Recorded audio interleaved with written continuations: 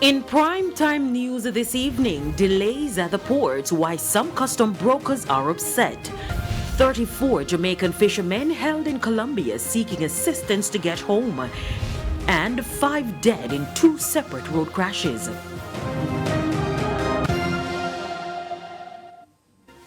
Good evening and thanks for joining us for Primetime News. We're on air and online at onespotmedia.com. I'm Herman Green. And I'm Janela Precious with a preview of what's to come in the financial week. Here's Javon Keys.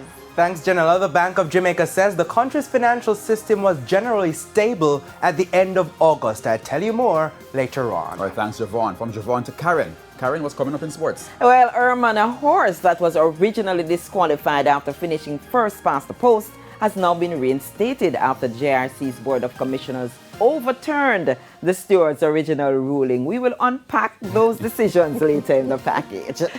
There's also sports commentary, E-Prime, and weather in this newscast. But before the break, the feedback question. Our question this evening: what has been your experience clearing goods from Jamaica Customs? You can share comments online, facebook.com/television Jamaica, and tweet us at television jam1.